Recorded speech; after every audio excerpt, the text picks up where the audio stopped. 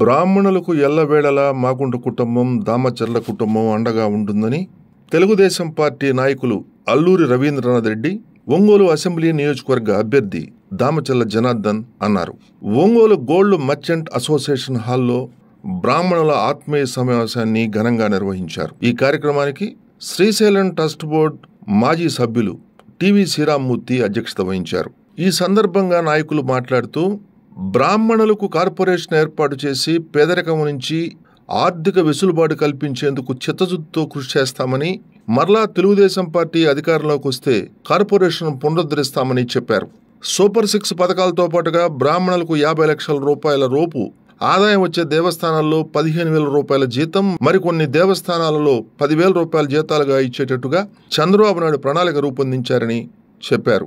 బ్రాహ్మణులందరూ ఈ నెల 13న జరిగే ఎన్నికల్లో ఎంపీ అభ్యర్థిగా మాగుంట శ్రీనివాసులరెడ్డి, అసెంబ్లీ అభ్యర్థిగా తనకు ఓటు వేసి గెలిపించాలని దామచర్ల జనార్దన్ విజ్ఞప్తి చేశారు.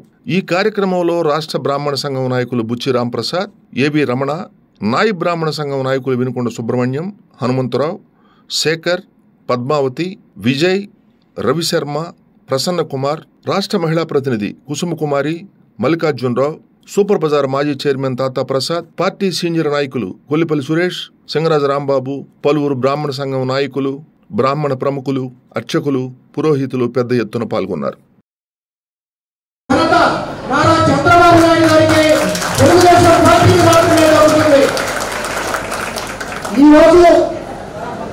ఒక్క ఇంటికి ఒకే పెన్షన్ వస్తుంది. బ్రాహ్మణ కార్పొరేషన్ ద్వారా ప్రతి ఇంటిలో 2 పెద్దవాళ్ళు ఉన్న, 3 పెద్దవాళ్ళు ఉన్న వాళ్ళకి పెన్షన్ ఇచ్చారు. అలాగే విద్యార్థులకు, చదువుకునే పిల్లలకు స్కాలర్షిప్ ఇచ్చారు. పురోహితులకు పండ్లు కొనుక్కోవడానికి, కార్లు కొనుక్కోవడానికి లోన్ సౌకర్యం ఇచ్చారు. అలాగే ఎవరైనా మరణిస్తే, పేద బ్రాహ్మణులు మరణిస్తే 10,000 రూపాయల మరణ సంస్కార నిమిత్తం ఆర్థిక సహకారం చేశారు.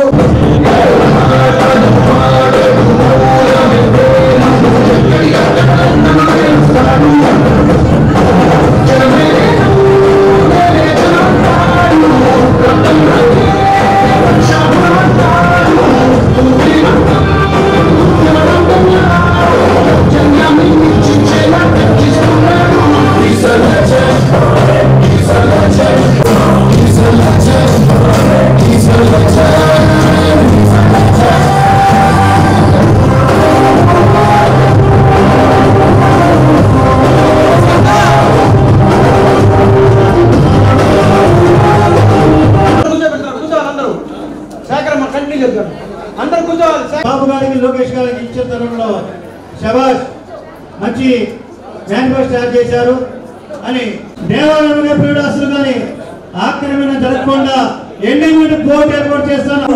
భవిష్యత్తు ఏర్పాటు చేసుకుందాం. మన భవిష్యత్తు మన చేతిలో 13వ తారీఖు ఎలక్షన్లో ఎమ్మెల్యే కైవసం చేసే విధంగా చేయాలని మేము కోరుకుంటూ, అదేవిధంగా మనకి గతంలో చూసుకున్న ఈ ఎంత నీచాతినిజంగా ఉందంటే, గవర్నమెంట్ పరమ దరిద్రం అంటాడు. ప్రథమే కదా కాలిపోయింది, ఒక కోటి పెడితే ప్రథమ వచ్చిందంట. ఆయన తండ్రి 3 తరాలు చెప్పగలిగే నాకేంత చరిత్ర ఉంటే, విజయనగరంలో ఎన్నో వేల కోట్ల ఆస్తులు దారాదత్తం చేసి అశోకుడికి తచ్చం, కాకినాడలో అర్చుకొని తీర్థమైపోతే ఒకమనుకున్న బంధువుల వర్గాలకి తెలియపరిచి తెలుగుదేశం పార్టీ యొక్క గొప్పతనం ప్రతి వ్యక్తికి చెప్పి మన విధంగా మొట్టమొదటిసారిగా కార్పొరేషన్ ఏర్పాటు చేసినటువంటి వ్యక్తి మన చంద్రబాబు నాయుడు గారు. అలాగే మన దామచర్ల జనార్దన్ గారు అడిగిందే తడవుగా 100 మందికి పైగా టిట్కో ఇళ్లు కేటాయించిన వ్యక్తి మన దామచర్ల జనార్దన్ గారు. ఈ వైసీపీ ప్రభుత్వం ఆ ఇళ్ళన్నింటినీ కూడా పాడుపెట్టి ఎవరికి ఇవ్వకుండా ఇలా చేయడం చాలా దుర్మార్గమైనటువంటి ప్రక్రియ. అందుకని మీ అందరూ కూడా ఆలోచించాలి. రాబోయే రోజుల్లో తెలుగుదేశం పార్టీ మళ్ళీ గెలవాలి, చంద్రబాబు నాయుడు గారు ముఖ్యమంత్రి అవ్వాలి, జనార్దన్ గారు ఎమ్మెల్యే అయితేనే మళ్ళీ రాష్ట్రం బాగుపడుతుంది, ఒంగోలు బాగుపడుతుందని తెలియజేసుకుంటూ మే 13న జరుగుతున్నటువంటి ఎన్నికల్లో దామచర్ల జనార్దన్ గారికి, అలాగే మాగుంట శ్రీనివాసులరెడ్డి గారికి సైకిల్ గుర్తు మీద ఓటు వేసి మంచి మెజార్టీతో గెలిపించాలని కోరుకుంటూ, నాకు ఈ అవకాశం ఇచ్చినటువంటి పెద్దలందరికీ కూడా నమస్కారాలు తెలియజేస్తూ సెలవు తీసుకుంటున్నాను. దామచర్ల జనార్దన్ గారు, వాళ్ళ కుటుంబ సభ్యులు ఎప్పుడూ కూడా బ్రాహ్మణులని గౌరవించుకునే కుటుంబం.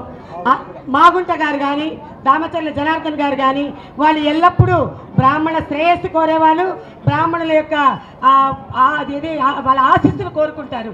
అలాంటిది ఈ రోజున వాళ్ళు మనకి ఇచ్చేశారు. వాళ్ళ తర్వాత మనకి ఏమేం చేస్తారో వాళ్ళ సందేశం ఇస్తారు.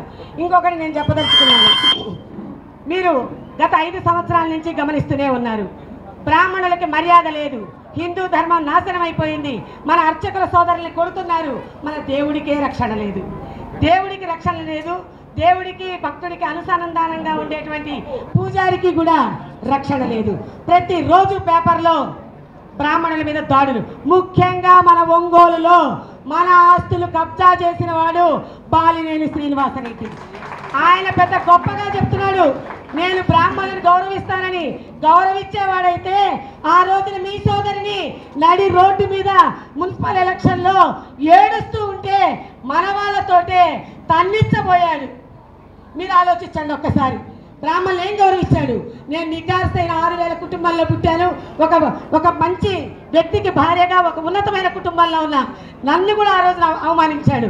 మొన్న మున్సిపల్ ఎలక్షన్, మన ఎమ్మెల్సీ ఎలక్షన్లు జరుగుతుంటే నేను వెళ్ళి అక్కడ తప్పుడు ఓట్లు పడుతూ ఉంటే నేను భయపడుతూ ఉంటే ఇక్కడే సాక్షి మదన్ గారు పాపం దగ్గరుండి జనార్దన్ గారితో ఫోన్ చేయించి, ఇంటికి వెళ్ళమ్మా నీ మీద ఎస్సీలు వదిలారు కొడతారంటే, లేదు సార్ నేను వెళ్ళను, వెళ్ళిపోతే వాళ్ళంతా కూడా హల్చల్ చేస్తారు గ్రూపుల్లో.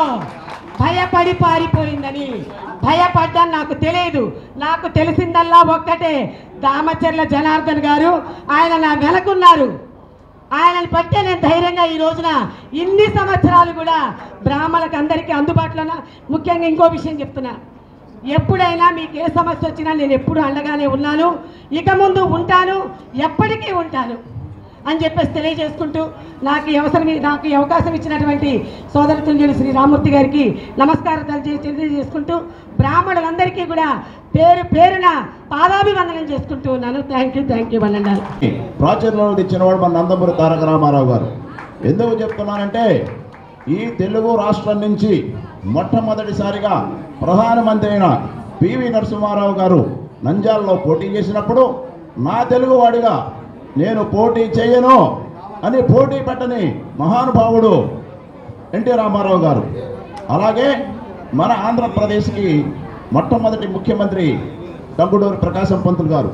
మళ్ళీ రాష్ట్ర విభజన జరిగిన తర్వాత ఇదే ఆంధ్ర రాష్ట్రానికి ముఖ్యమంత్రితో సమానమైన ప్రధాన కార్యదర్శి, చీఫ్ సెక్రటరీ పదవిని ఐవైఆర్ కృష్ణారావు గారికి ఇచ్చింది నారా చంద్రబాబు నాయుడు గారు.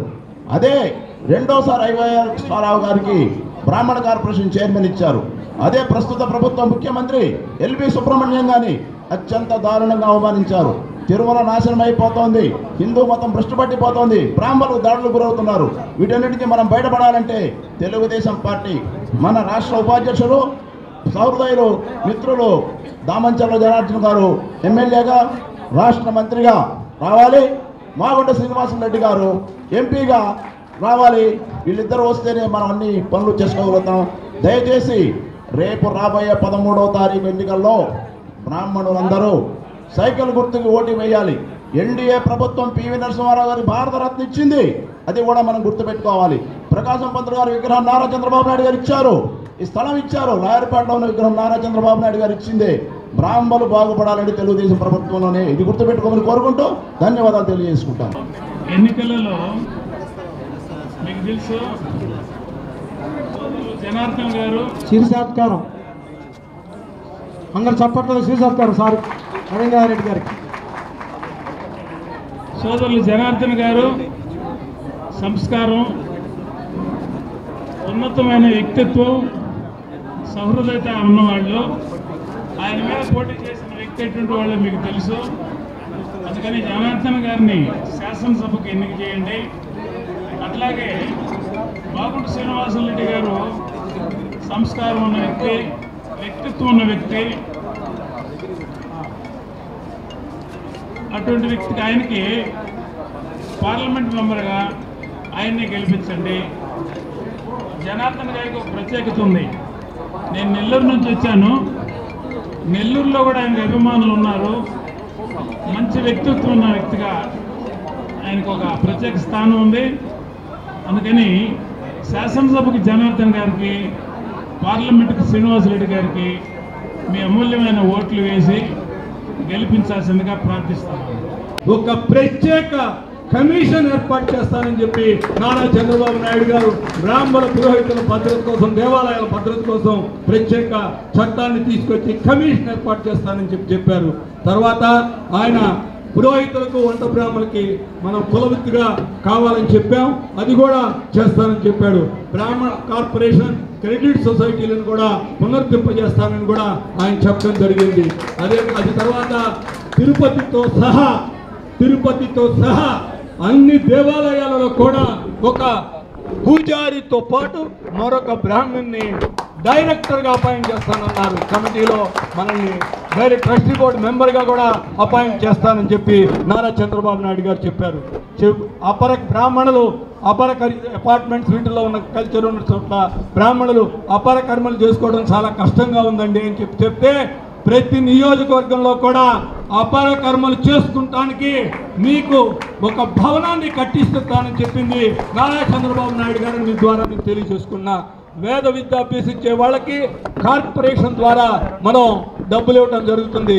వేదం చదివిన తర్వాత విద్యార్థులకి వాళ్ళు చదువు అయిపోయిన తర్వాత నిరుద్యోగంలో ఉంటే వాళ్ళకి 3,000 రూపాయలు మనం యువగళం కింద ఇస్తానని కూడా లోకేష్ గారు చెప్పారు.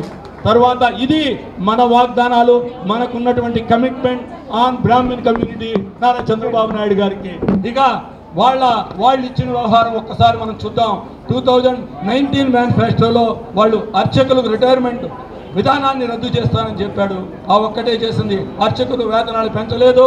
అర్చకులు జగనన్న కాళ్ళలో ఇళ్ల స్థలాలు ఇస్తానని చెప్పాడు, అది చేయలేదు. ఆయన చెప్పింది బ్రాహ్మణ కార్పొరేషన్ నిధులు పెంచామన్నారు. ఆయన పెంచిన నిధులు ఏ విధంగా అంటే కార్పొరేషన్ నిధులు పెంచలేదండి. ఆయన నవరాత్రులలో ఇచ్చిన వాళ్ళన్నీ కూడా బ్రాహ్మణ కార్పొరేషన్ కింద పెట్టాడు. అదేవిధంగా ఇప్పుడు కనకదుర్గమ్మ గుళ్ళో 2,216 కోట్లతో డెవలప్మెంట్ ఇవన్నీ కూడా జరగల. కానీ శ్రీశైలం మల్లికార్జున దేవాలయంలో ఆయన 175 కోట్లతో అభివృద్ధి చేశారని చెప్పాడు. నాకు తెలిసిన అభివృద్ధి చేయలా, ఒకటి మాత్రం చేశాడు. అదేంటంటే అమ్మవారి గుడిలో ఇచ్చే ప్రసాదంలో ఎముకలు కనపడ్డాయి, అది మాత్రం మీరు చేశారండి అని చెప్పి మీ ద్వారా తెలియజేస్తున్నా. ఇక ఆయన ఇప్పుడు ఈ 5 ఏళ్లలో నెక్స్ట్ 5 ఇయర్స్గా ఆయన ఏం చేస్తానన్నాడంటే, అన్నీ చేసేశాను, మీకేం అక్కర్లేదు, దేవాలయాల నిర్వహణకు ప్రత్యేక నిధి ఒకటి ఇస్తానని చెప్తే మేనిఫెస్టోలో ఎక్కడా కూడా ఆయన వేరే ఏమి మనకి చెప్పిన దాఖలాలు లేవు. ఒక్కసారి మీరే చూడండి. ఆయన చెప్పింది ఏంటంటే అది కూడా హిందూ దేవాలయాలని చెప్పారు. కానీ మన నారా చంద్రబాబు నాయుడు గారు చెప్పింది ఏంటంటే హిందూ దేవాలయాలు బ్రాహ్మణ సంక్షేమం, బ్రాహ్మణులు కూడా గుర్తించిన వ్యక్తి నారా చంద్రబాబు నాయుడు గారిని మరొక్కసారి మీకు తెలియజేస్తూ, మీరు ఈ నియోజకవర్గంలో పార్లమెంట్లో ఉన్నటువంటి 7 నియోజకవర్గాల్లో ఉన్నటువంటి అసెంబ్లీ అభ్యర్థుల్ని, పార్లమెంట్ అభ్యర్థి మంచివాడు, మర్యాదస్తుడు, బాగా అందరికీ సహాయం చేసేవాడు. ఎందుకంటే నాకు మాగుంట సుబ్రహ్మరెడ్డి గారి దగ్గర నుంచి పరిచయం ఉంది, బాగా మంచివాడు. ఆయనకి సోదరుడు శ్రీనివాసులు రెడ్డి గారికి, అదేవిధంగా దామచర్ల జనార్దన్ గారు ఉన్నారంటే ఈయన ఇప్పుడు వాడు కాదు, రాజకీయాల్లో వాళ్ళ తాతగారి నుంచి కూడా రాజకీయాలు చేశారు. ఆయన చాలా సౌమ్యుడు. వాళ్ళ తాతగారు నాకు బాగా తెలుసు, ఎందుకంటే మేము రాయపాటి సాంబశివరావు గారి దగ్గర ఉండేటప్పుడు కలిసేవాళ్ళం. నాకు అప్పుడు చిన్న ఏజే, కానీ అలాంటి వ్యక్తి, చాలా పెద్ద పేరున్నటువంటి వ్యక్తి. అప్పటి నుంచి ఇప్పుడు దాకా పార్టీ మారకుండా తెలుగుదేశం పార్టీలోనే ఉంటూ తెలుగుదేశం పార్టీ కృషి చేస్తున్నటువంటి జనార్దన్ గారిని అత్యధిక మెజారిటీతో గెలిపించి ఎమ్మెల్యేగా పంపాలని నేను కోరుతున్నా. ఇవన్నీ జనార్దన్ గారు మీకు 2 విషయాలు మాత్రం మేము చెప్తాం. మీరు చేయాల్సింది, ఇక్కడ మాకు ఒక బ్రాహ్మణ భవన్ కట్టుకోవటానికి ఈ నియోజకవర్గంలో, మీ నియోజకవర్గంలో ఒక స్థలం ఇచ్చి మీరు కొద్దిగా హెల్ప్ చేయాలండి. అదేవిధంగా మీరు ఇప్పుడు మన 2 సెంట్లో ఇళ్ల స్థలాలు ఇచ్చే చోట వయస్సులకి, బ్రాహ్మణులకి, అంటే వెజిటేరియన్ చదువు తినే వాళ్ళకి ఒక చోట కనుక ఇస్తే అప్పుడు ఒక అగ్రహారం లాగా తయారవుతుందండి. మీరు ఒక మహారాజు లెక్క అవుతారు. ఎందుకంటే కొత్త అగ్రహారాలను సృష్టించిన ఒక వ్యక్తిగా మీ పేరు చిరస్థాయిలో నిలిచిపోతుందండి. ఇంకొక 2 విషయాలు, ఇక్కడ నాకు సోదరులు కొంతమంది ఒక మాట చెప్పారు. ఇక్కడ పింగళ వారి ఆస్తులు, నవలూరి వారి ఆస్తులు కొన్ని ఇవి కబ్జా అయినాయండి. వాటి మీద కూడా వైసీపీ నాయకులు కబ్జా చేశారు. వాటి మీద కూడా మీరు తగినటువంటి చర్య తీసుకోవాలి. వాటి కోసం అవసరం వస్తే మీ పక్క వచ్చి నేను నిలబడతాను అని మీకు ఒకసారి తెలియజేసుకుంటూ, ఇవన్నీ ఆయన మనం చేయాలంటే మనం ఏం చేయాలంటే ఆయన అత్యధిక మెజారిటీతో గెలిపించాలని మరొకసారి మీ అందరినీ విజ్ఞప్తి చేసుకుంటూ సెలవు తీసుకున్నాను. జై హింద్, జై తెలుగుదేశం, జై తెలుగుదేశం, జై తెలుగుదేశం. ఇప్పుడు పట్లలో రాబోయే రోజుల్లో మన బుజ్జి రామప్రసాద్ గారు అడిగినట్టు మిగతా కార్యక్రమాలు చేసి ఒంగోలు పట్టణ అభివృద్ధికి వారి తోడ్పడతారని కోరుకుంటూ, కాబోయే ఎమ్మెల్యే ఆయనే 50,000 మెజార్టీతో గెలుస్తున్నారు. దామచర్ల జనార్దన్, మాగుండు శ్రీనివాసరెడ్డి గారు 2 లక్షల మెజార్టీతో గెలుస్తున్నారు. ఇది బ్రాహ్మణ వాక్కు, బ్రహ్మ వాక్కు. ఈ వాక్కుని ఇప్పుడు మన సదాశివ గారు పెద్ద పండితులు, వేద పండితులు జనార్దన్ గారికి ఆశీర్వదిస్తారని కోరుకుంటున్నాం. బతకాలి అని అంటే బ్రాహ్మడు ముందుంటేనే ధర్మం బతుకుతుంది. అటువంటి విషయాల్లో ఏ సందేహం లే. మన వాళ్ళు ఏ రోజుల్లో కూడా ధర్మం కోసమే నిలబడ్డారు, మన పెద్దలందరూ కూడా. ఉదాహరణ చెప్పాల్సి వస్తే ఈ 5 ఏళ్లలో ఏ గుళ్ళోనైనా సరే అర్చకుడు ధైర్యంగా బతికిన అర్చకుడు ఎవడన్నా ఉన్నాడేమో అడగండి. ఈ చుట్టుపక్కల 20, 30, 40 గ్రామాలు తిరుగుతూ ఉంటా. వాళ్ళు ఏం చెప్తే అది చేస్తారు. నాతో రండి, కావాలంటే నేను నిరూపిస్తా. వాళ్ళు వచ్చి నాయకులు వచ్చి, ఒకప్పుడు భక్తులు వచ్చి లోపల ఉన్న అర్చకుడు ఏం చెప్తే లోపల ఉన్న యొక్క నాయకులు కానీ ఎవరైనా ప్రజలైనా భక్తులైనా మాట వినేవాళ్ళు. ఇప్పుడు ఆ పరిస్థితి లేదు. వాళ్ళందరూ వచ్చి చెప్పి, ఆపు, మా వాళ్ళు వచ్చారు, కొబ్బరికాయ కొట్టు, హారతలు ఇవ్వు అంటే ఆ పూజ ఆపి వాళ్ళకి కొబ్బరికాయ కొట్టి హారతి ఇచ్చి మిగతా పూజ చేసుకోవాల్సిన దౌర్భాగ్య పరిస్థితి ఈ 5 ఏళ్లలో నేను చూశాను. తర్వాత పురోహితులు ఎవరైనా సరే 1996కు ముందు పురోహితులు ఎలా ఉన్నారు, ఇవాళ ఎలా ఉన్నారు, తేడా మీరు ఒక్కసారి తేడా చూసుకోండి. కావాలంటే ఇవాళ ధైర్యంగా దర్జాగా బతుకుతున్నారు. కారణం మన యొక్క చంద్రబాబు నాయుడు గారి సంపద సృష్టించి జనాల్లో డబ్బులు పెంచాడు. వాళ్ళకి ఇచ్చే, అవతల వాడికి దానం చేసే సహృదయంతో ఇచ్చే స్తోమత పెరిగింది. అందువల్లే ఈరోజు అర్చకులు కానీ పురోహితులు కానీ చాలా ధనంగా ధైర్యంగా బతుకుతూ ఉన్నారు. ఇది కాదా అవునా అని ఒక్కసారి ఆలోచించండి. చంద్రబాబు నాయుడు గారు సంపద సృష్టించడమే వచ్చు, అప్పులు చేయటం కంటే కూడా.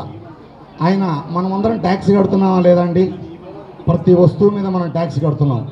డబ్బులు ఇస్తుంది ఎవరికమ్మా? ఒక్కసారి ఆలోచించండి. బటన్ నొక్కి డబ్బులు ఇస్తుంది ఎవరికమ్మా? ట్యాక్స్ కట్టే వాళ్ళకి ఇస్తున్నారా, ట్యాక్స్ కట్టిన వాళ్ళకి ఇస్తున్నారా? మనకి ఏమీ రావు.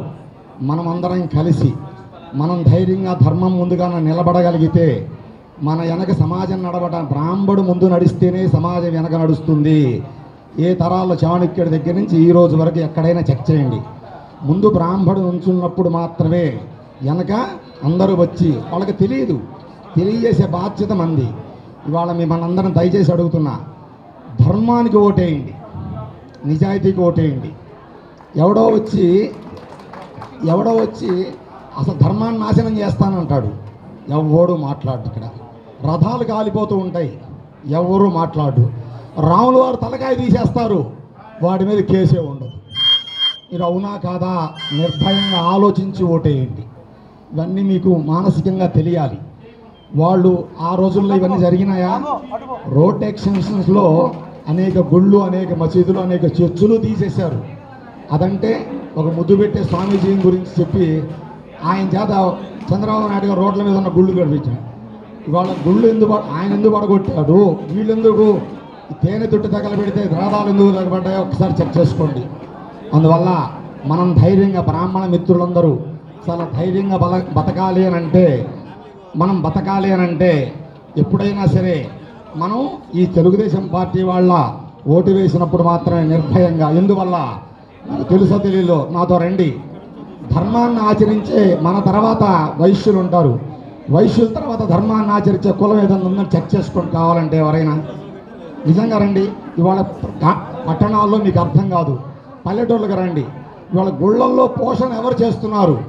కంకర్యాలకు డబ్బులు ఎవరిస్తున్నారు? ఉత్సవాలకు డబ్బులు ఎవరిస్తున్నారు? అన్నదానాలకు డబ్బులు ఎవరిస్తున్నారు?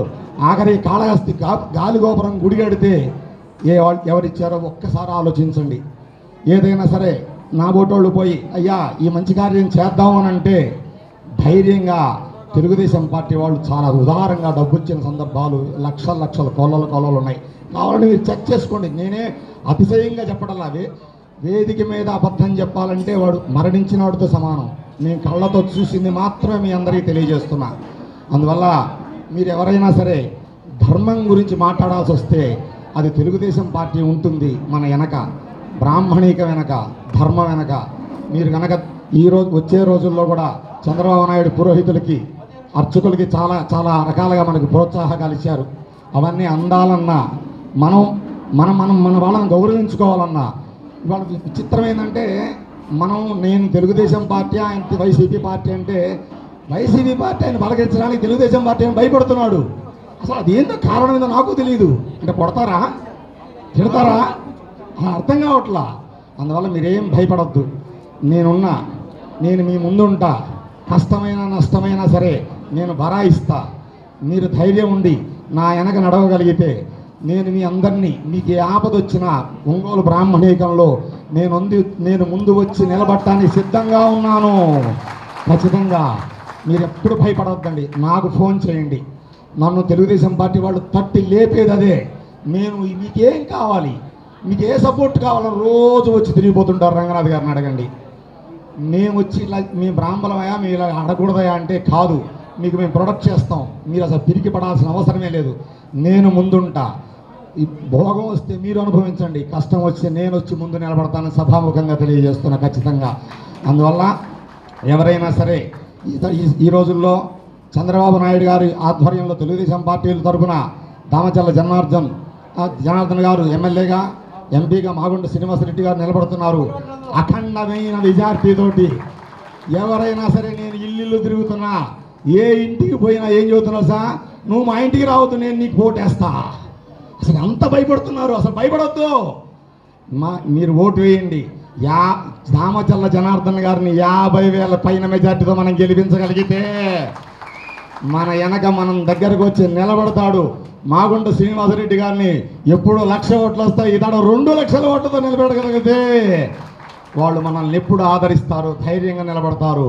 వాళ్ళ అండ ఉంటే మనం ఎప్పుడు సుబ్రహ్మరెడ్డి గారి గురించో పార్వతమ్మ గారి గురించో మనం చెప్పాల్సిన అవసరం లేదు. మీ అందరికి మాకంటే మీకే ఎక్కువ తెలుసు.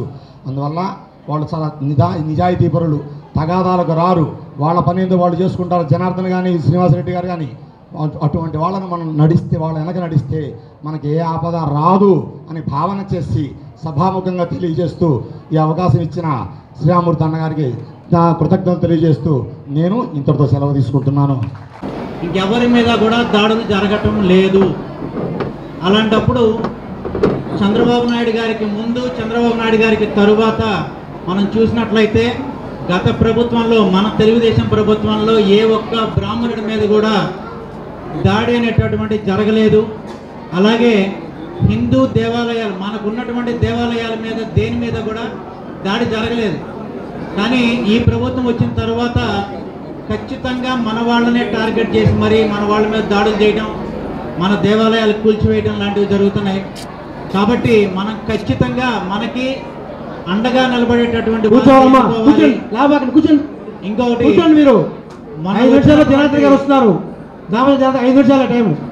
వచ్చినటువంటి మేనిఫెస్టోలో మన బ్రాహ్మణ సంక్షేమం గురించి చంద్రబాబు నాయుడు గారు ఎన్ని పాయింట్లు, ఎంత ముఖ్యమైన విషయాలు పెట్టారో మీ అందరికీ పేపర్లో చూసే ఉంటారు. అవి ఈరోజు ఇక్కడ డిస్ట్రిబ్యూషన్ కూడా జరుగుతుంది. మన బ్రాహ్మణులకి దాడులు జరగకుండా మన వారికి ఒక కమిషన్ వేస్తామని చెప్పడము, అలాగే నిర్వీర్యమైపోయినటువంటి బ్రాహ్మణ కార్పొరేషన్ని మరలా పునరుద్ధరిస్తామని చెప్పేసి ఆయన తెలియజేశారు.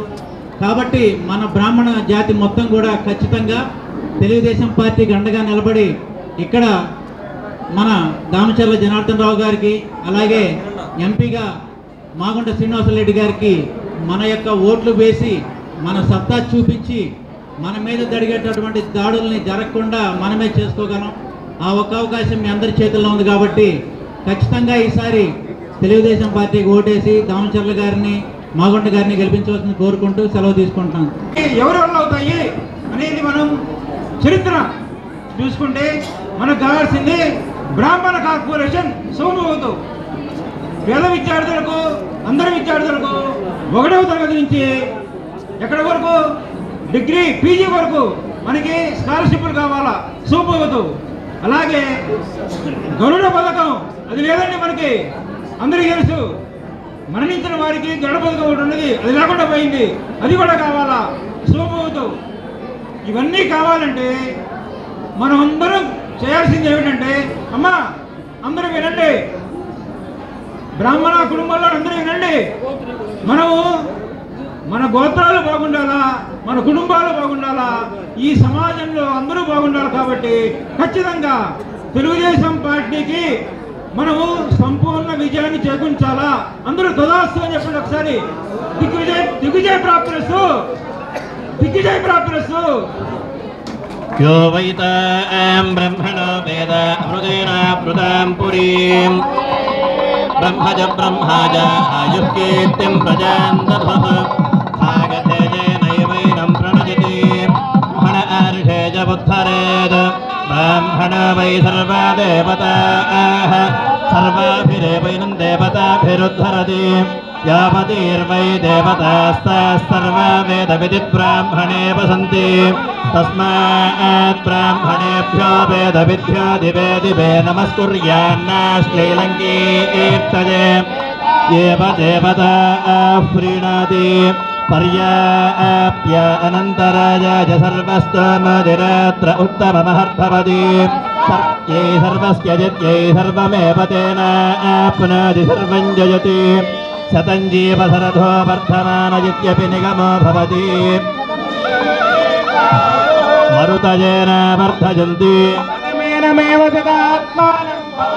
तमनन्तं भवति ऐश्वर्यं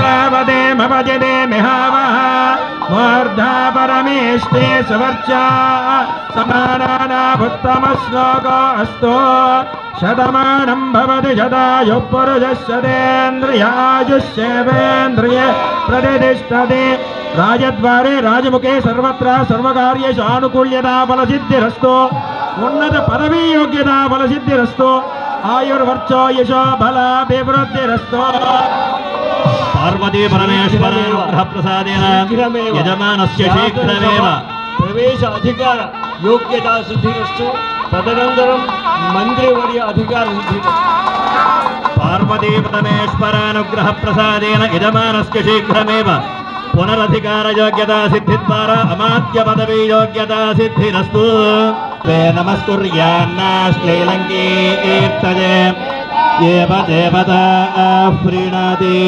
पर्याप्य अनन्तरायाय सर्वस्तोमदिरात्र उत्तममहर्भवति यै सर्वस्य यद्यै सर्वमेव तेन आप्नोति सर्वं जयति शतं जीवशरथो वर्धमानयित्यपि निगमो भवति मरुतजेन वर्धयन्ति तमनन्तं भवति ऐश्वर्यं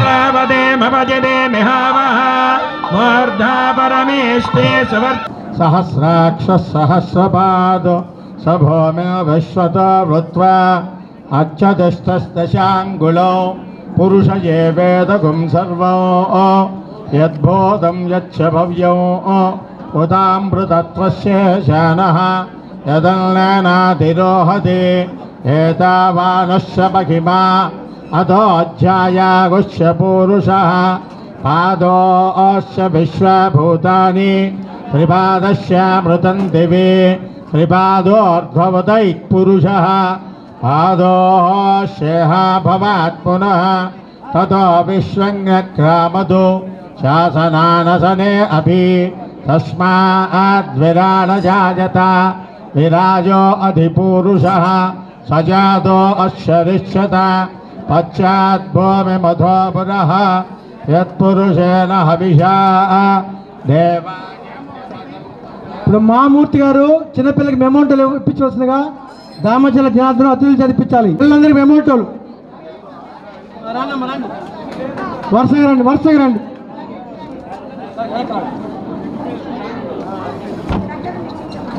మెమోంటోలు చిన్నపిల్లలందరికీ జనార్దన్ గారు, శ్రీరామప్రసాద్ గారు అందరూ వరుసగా రండి, ఇవ్వండి. తీసుకుని రండమ్మా. తొందరగా నెక్స్ట్ అందరూ ఉండండి, పక్కన ఉంటుంటారు. పై భోజనాలు అందరికీ భోజనాలు చాలా బ్రహ్మాండంగా విందు భోజనం చేశాము. పప్పు, నెయ్యి, కూర, సాంబారు, పెరుగు సూపర్గా ఉంటుంది భోజనం. అందరూ వచ్చారు, విలేకరులు, ప్రెస్ వారు, అందరూ మీడియా వారు, ఇచ్చేసిన పెద్దలు కూడా రాంబాబా అవుతున్నారు. విందు భోజనం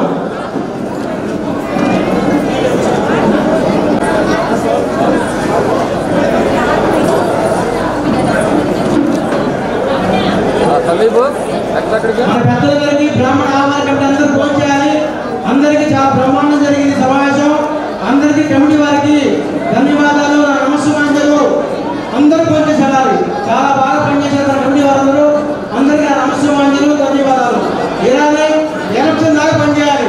13వ తారీఖు ఎన్నికల దాకా ఎట్టి అందరూ యూనిట్గా ఉండి జనార్దన్ గారిని, వామన శ్రీనివాసరెడ్డి గారిని గెలిపించుకోవాల్సిన బాధ్యత.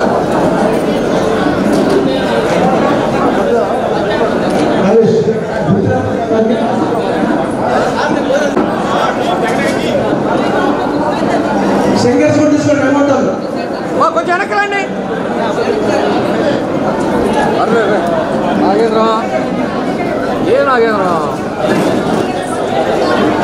అందరికీ నమస్కారాలు. చాలా సంతోషం. ఈరోజు మన బ్రాహ్మణులది ఏదైతే ఉందో అందరూ ఆత్మీయ సమావేశం ఏర్పాటు చేసుకోవటం, మమ్మల్ని అందరినీ కూడా ఇక్కడికి పిలిపించటం చాలా సంతోషం అని చెప్పేసి మీ అందరికీ తెలియజేస్తా ఉన్నా. మీ అందరికి కూడా పేరు పేరున మా మహిళా తల్లులకి, పెద్దలకి అందరికి కూడా పేరు పేరున నా నమస్కారాలు తెలియజేస్తున్నాను. ఈరోజు ఈ కార్యక్రమానికి సభాధ్యక్షులు టీవీ శ్రీరామ్మూర్తి గారు, పెద్దలు, మన పురోహితులు, మన సదా శివయ్య గారు, అదేవిధంగా రామ్ ప్రసాద్ గారు, మన రమణ గారు, ఇదివరకు టీటీడీ మెంబర్గా ఆయన కూడా చేశాడు. మన ఇప్పుడు సీనియర్ తెలుగుదేశం పార్టీలో ఉన్నారు. రమణ గారు, వినుకొండ సుబ్రహ్మణ్యం గారు, సత్యనారాయణమూర్తి గారు, గూడూరు శేఖర్ గారు, హనుమంతరావు గారు, కుసుమకుమారి గారు, లంకా ప్రసన్న గారు, అదేవిధంగా లింగంగుంట ప్రసన్న గారు, తాతా ప్రసాద్ గారు, రఘునాథ్ రెడ్డి గారు, అదేవిధంగా రాజశేఖర్ గారు, గంజం రఘునాథ్ గారు మొన్నే 30 సంవత్సరాల నుంచి ఆ పార్టీలో ఉండి విధి విధాలను నచ్చక ఈరోజు వచ్చిన మన రంగనాథ్ గారు, అదేవిధంగా రాజేష్ గారు, ఇంకా వేదిక మీద ఉన్న పెద్దలందరికీ, అదేవిధంగా ఇక్కడ విచ్చేసిన మీ అందరికి కూడా పేరు పేరున మరోసారి నా నమస్కారాలు తెలియజేస్తున్నాను. మన బ్రాహ్మలంటేనే 100% చదువుకున్న వాళ్ళు, చదువుకొని ఎంతోమంది పురోహితులు చేస్తూ మధ్యతరగతి వాళ్ళు ఎంతోమంది ఉండేవాళ్ళు. అదేవిధంగా ఎంతోమంది కూడా ప్రభుత్వ ఉద్యోగాలుగా, ప్రభుత్వంలో పనిచేసే వాళ్ళుగా ఎంతోమంది ఉండే మన బ్రాహ్మణ వాళ్ళంతా కూడా ఎప్పుడు కూడా గొడవలకి ఆమె దూరంలో ఉంటారు. ఏం జరిగినా కూడా వాళ్ళు దేవుణ్ణే నమ్ముకొని దేవుడు సన్నిధిలో ఉండే ఎక్కువ పాటు మన బ్రాహ్మణులు అని చెప్పి కూడా మేము తెలియజేస్తూ ఉన్నా. అలాంటి ఎంతోమంది ఈరోజు మన ఒంగోలులో కూడా చాలామంది ఉన్నారు, చాలామంది పురోహితులు ఉన్నారు. అందరూ కూడా దాదాపు నాకు తెలిసిన వాళ్ళే. ఈరోజు ఉండే పరిస్థితులు కూడా మనం ఒకసారి గమనించుకోవాలి. మనం ఏ విధంగా ఉన్నాం సమాజంలో, మనం ఏ విధంగా ఈరోజు ఉంది సమాజం అనేది కూడా మనందరం గమనించుకోవాల్సిన విషయం. ఈరోజు పూర్తిగా ప్రతి ఒక్కరం కూడా ఒక భయంతో బతుకుతూ ఉన్నాం, భయభ్రాంతులతో ఉన్నాం. ఈరోజు మన ఆస్తులు మనం కబ్జా చేస్తే కూడా ఏం చేయాలో అర్థం కాని పరిస్థితుల్లో ఈరోజు మనం ఉన్నామని చెప్పి కూడా మీకు తెలియజేస్తూ ఉన్నా.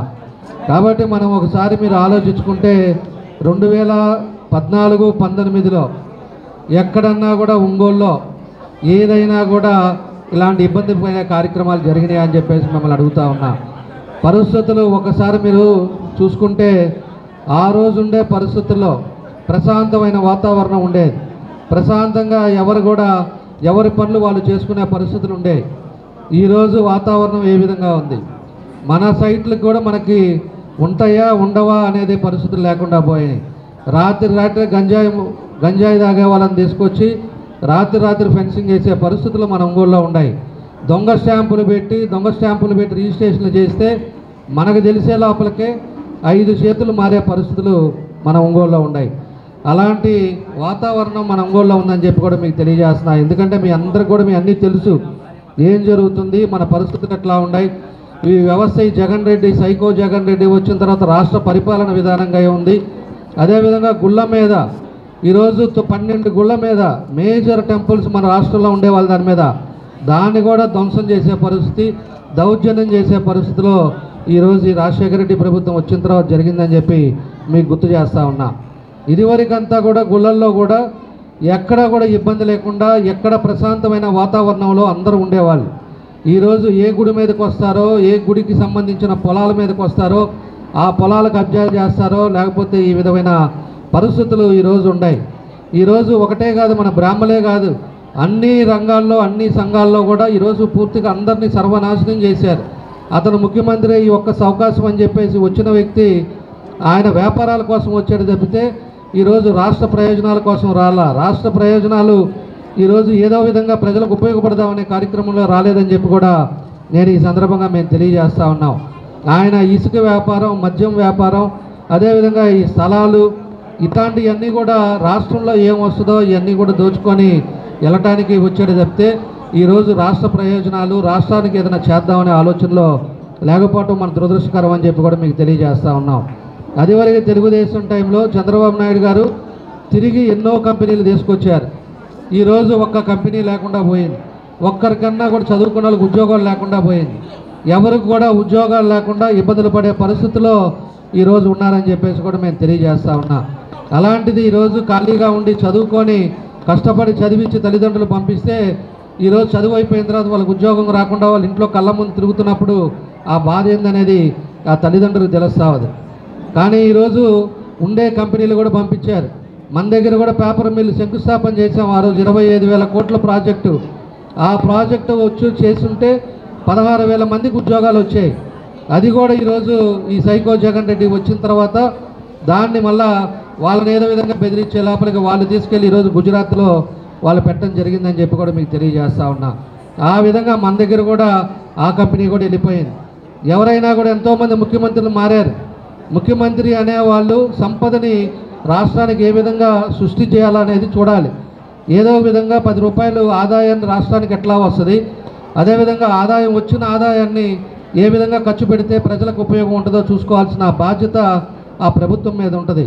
కానీ ఈ ముఖ్యమంత్రి రాబడి కంటే 12 లక్షల కోట్లు అప్పులు తీసుకొచ్చి ఈరోజు భారాలు అందరి మీద వేశారు. ఆ 12 లక్షల కోట్లు ఏం చేసినా తెలియదు. ఎక్కడ అభివృద్ధి కార్యక్రమాలు జరగల. ఈరోజు ఎక్కడ ఒక రోడ్లు కానీ ఒక పని కానీ ఏదీ జరగల. ఎక్కడ చూసినా కబ్జాలు తప్పితే ఈరోజు 12 కోట్ల అప్పులు తీసుకొచ్చిన ప్రతి ఒక్క రూపాయి మన వాళ్ళ మీద పడతా ఉంది. ఈరోజు నిత్యావసర వస్తువులు అవ్వచ్చు, గ్యాస్ రేట్లు అవ్వచ్చు, పెట్రోల్ రేట్లు అవ్వచ్చు, అదేవిధంగా 8-9 సార్లు కరెంటు బిల్లులు అవ్వచ్చు, ఏ విధంగా ఉన్నాయి అనేది కూడా మనం చూసుకోవాల్సిన అవసరాలు ఉన్నాయి.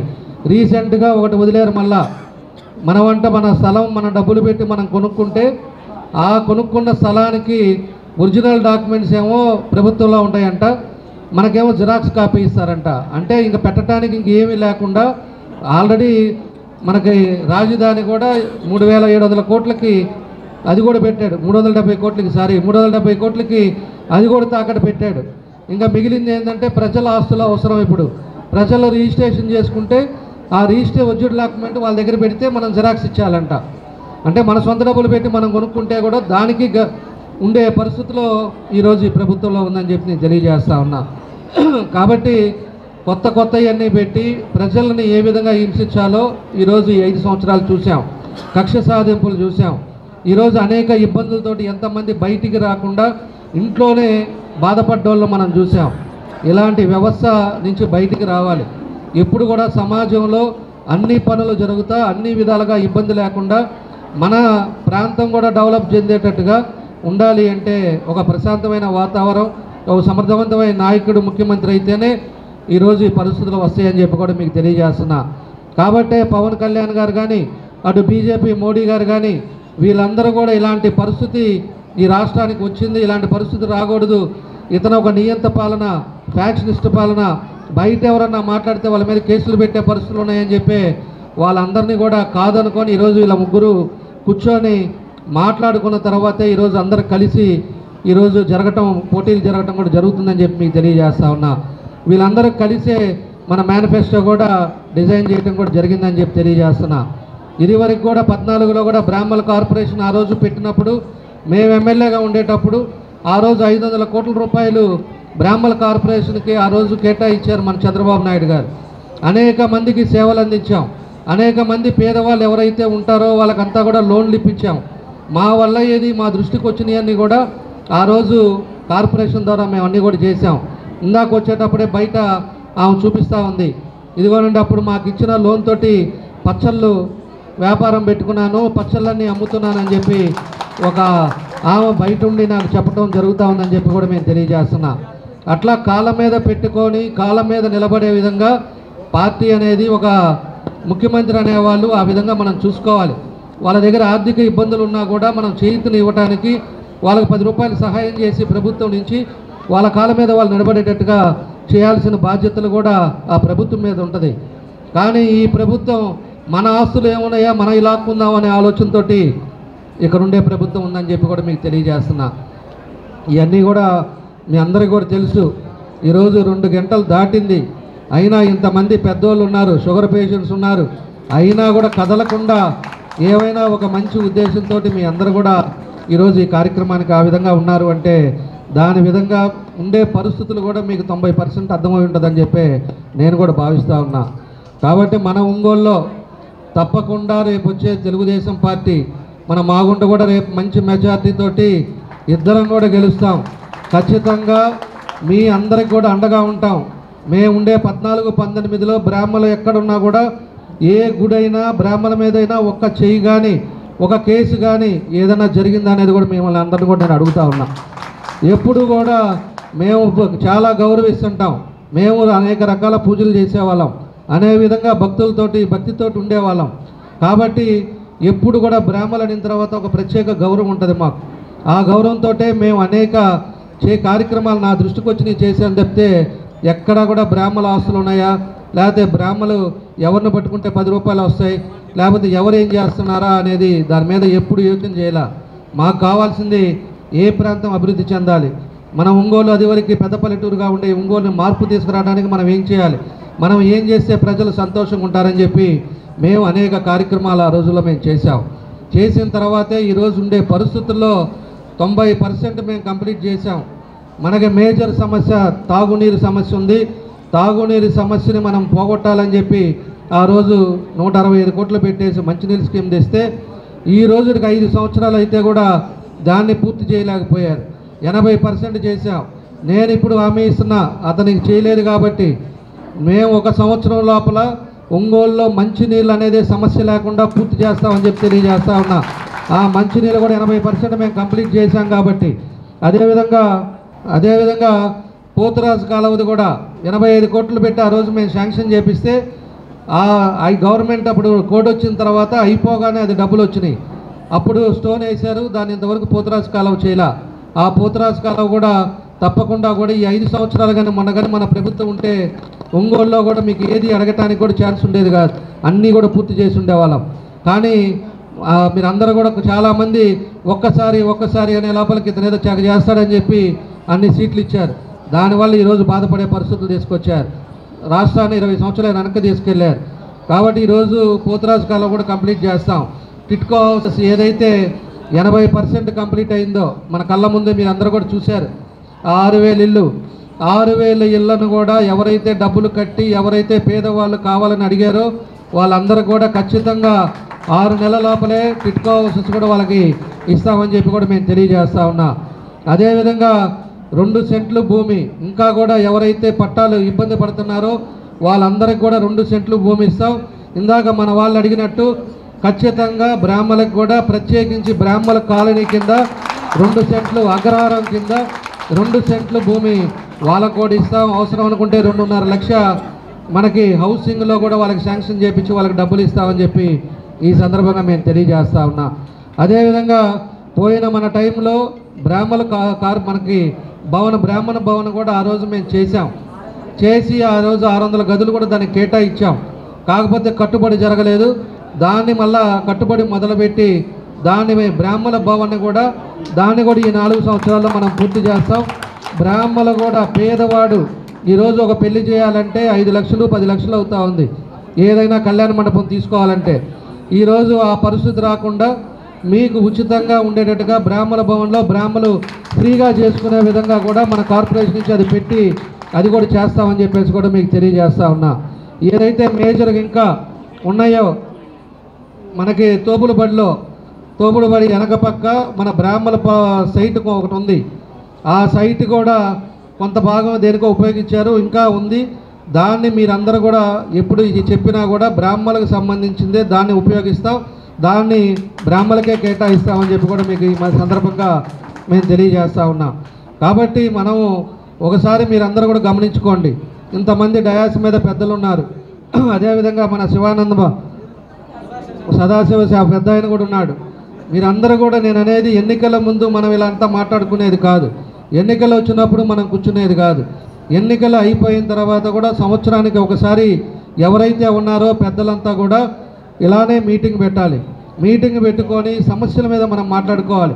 ఎక్కడ ఏ సమస్యలు ఉన్నాయి, ఏం చేస్తే బాగుంటుంది అనేది అవన్నీ కూడా మీరు పెట్టండి. తప్పకుండా కూడా మీకు కేటాయిస్తాం. నీటికి 100 రూపాయలు మీకు ఏ ఇబ్బంది రాకుండా చూసే బాధ్యతగా మనం ఉంటామని చెప్పేసి కూడా మీకు ఈ సందర్భంగా మరోసారి మీకు తెలియజేస్తా ఉన్నా. కాబట్టి దాని పద్ధతిలో ఏదైతే ఉన్నాయో అవన్నీ కూడా చేస్తాం. మేనిఫెస్టోలో కూడా మళ్ళీ పెట్టారు. 50 లక్షలు వచ్చే గుడికి ఎవరైతే అర్చకులు ఉన్నారో వాళ్ళందరికీ 15,000 రూపాయలు ప్రభుత్వం ఇస్తుందని చెప్పి, అదేవిధంగా 50 లక్షల లోపు ఉండే టెంపుల్స్ అన్నిటికి కూడా 10,000 రూపాయల లెక్కన అర్చకులకు ఇస్తామని చెప్పేసి ప్రభుత్వం కూడా అనౌన్స్ చేసింది. దాన్ని కూడా మీ అందరూ కూడా చేయాలని చెప్పేసి కూడా తెలియజేస్తా ఉన్నా. అదేవిధంగా అదివరకు మా తాతయ్య గారు కూడా ఎండోమెంట్ మినిస్టర్గా ఉన్నారు.